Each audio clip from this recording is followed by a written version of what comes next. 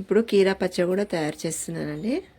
దానికి కావాల్సినవన్నీ ముందే రెడీ చేసి పెట్టుకున్నాను. చింతపండు, వెల్లుల్లి రెబ్బలు, కీరా ముక్కలు కట్ చేసి పెట్టుకున్నాను, పచ్చిమిర్చి, జీలకర్ర, కొన్ని పల్లీలు. ఇవి మాత్రమే వీటికి కావాల్సిన పదార్థాలు. టమాటా అవన్నీ ఏం వేసుకోకర్లేదు. ముందు కొన్ని పల్లీలు యాడ్ చేసుకున్నాను. పల్లీలు కొంచెం బాగుంటుంది.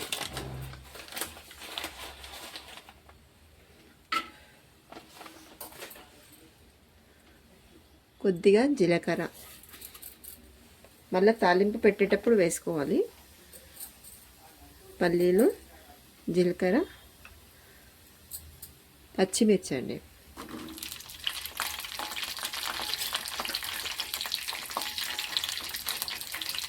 వెల్లుల్లి రెబ్బలు,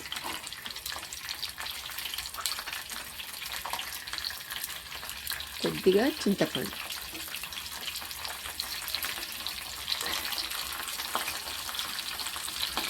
ఇవన్నీ ఒకసారి కలిపేసుకున్నాను.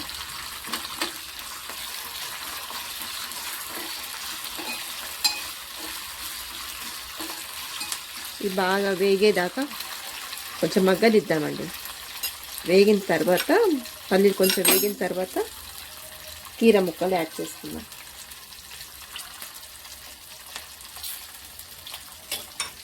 చింతపండు ఏంటంటే స్వీట్ ఉంటుంది కదా కొద్దిగా కీర, అలానే చింతపండు కొద్దిగా యాడ్ చేశాను.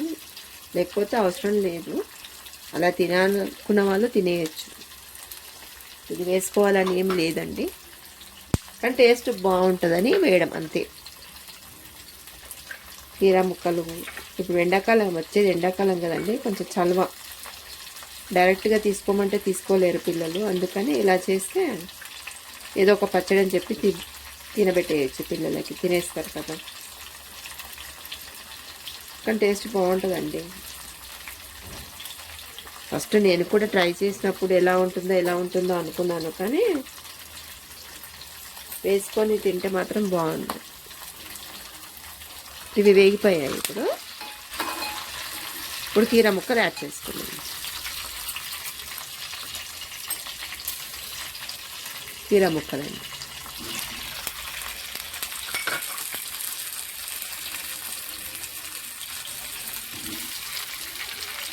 కొద్దిగా పసుపు,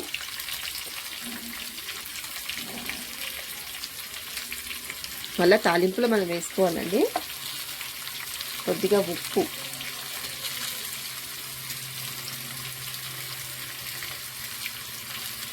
వేసి బాగా కలిపేసుకోవాలి.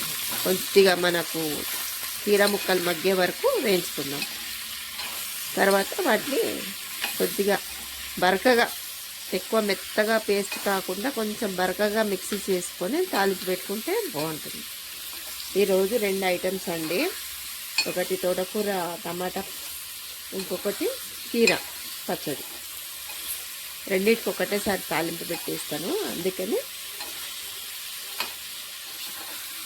అది కుక్కర్ విజిల్ అయ్యేలోపు ఇది మగ్గుతుందని ఇది తాలింపు పెట్టాలండి. అంతేనండి, కొంచెం సేపు మగ్గిన తర్వాత మనము రుబ్బి తాలింపు వేసుకుందాం. కీరా ముక్కలన్నీ మగ్గిపోయాయండి, చూసారా ఎంత బాగా మగ్గాయో. ఇంకా కొద్దిసేపు అలా పెట్టేసుకున్నాము. ఇంకా కొంచెం మగ్గిన తర్వాత చల్లారిన తర్వాత మిక్సీకి వేసేసుకుందాం. తొందరనే నలిగిపోతుందండి, ఎందుకంటే కీరా మెత్తగా ఉంటుంది కదా, మనకి ఎక్కువ టైం పట్టదు, తొందరగా అయిపోతుంది. పోపు కావాల్సిన ఐటమ్స్ కూడా అన్నీ రెడీగా పెట్టుకున్నాను. ఇంకొకసారి రుబ్బేసి బౌల్లోకి షిఫ్ట్ చేసేసి తాలింపు పెట్టేస్తాను. అంతేనండి, ఈజీగా అయిపోయి 2, ఒకటి పచ్చడి ఒకటి కర్రీ అండి.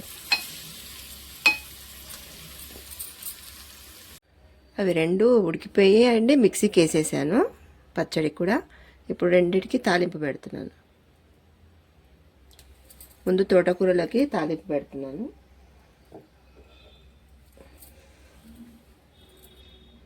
వాటికి ఎండుమిర్చి, వెల్లుల్లి, జీలకర్ర, ఆవాలు, కరివేపాకు, ఈ 3 అయితే సరిపోతాయండి.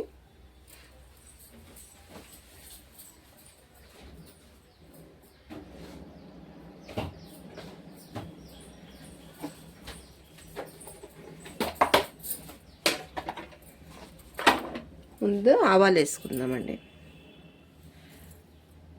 ఆవాలు,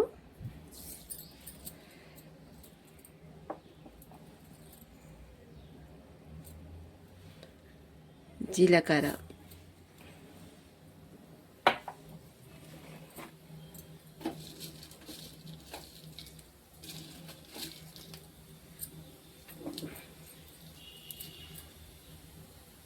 కొద్దిగా ఎండుమిరపకాయలు,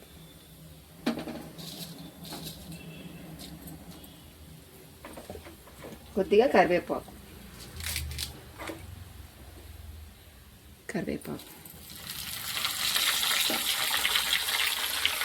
కొన్ని వెల్లుల్లి రెబ్బలు,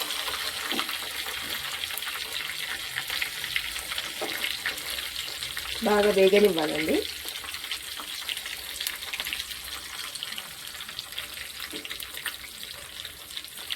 కొద్దిగా పసుపు,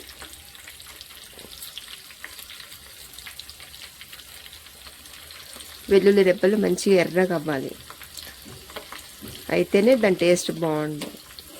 మనం ఉడికేటప్పుడు కూడా అందులో వేసుకుందాము. కొంచెం తాలింపుకి వేస్తే ఏంటంటే నూనె కూడా వెల్లుల్లి ఫ్లేవర్ వస్తుంది, బాగుంటుంది. దానికోసమని నేను ఆయిల్ వేస్తాను. మంచిగా ఎర్రగా వేగాలండి. వేగిన తర్వాత దానికి వేసేసుకుందాం, తాలింపుకి వేసేసి కూరలోకి వేసేస్తాం.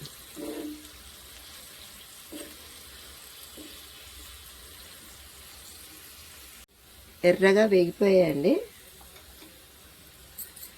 వెల్లుల్లి రెబ్బలు ఎర్రగా వేగాయి కదా. ఇప్పుడు మనము స్టవ్ కట్టేసుకుందాం. రెండిట్లో కలిపి ఒకటే తాలింపు వేసానండి. అందులోకి ఇందులోకి సరిపోతుంది. ఆయిల్ ఎక్కువ పోసింది అనుకునేరు, రెండిట్లో కాబట్టి ఎక్కువ పోసాను. స్టవ్ కట్టేస్తున్నాను ఇప్పుడు.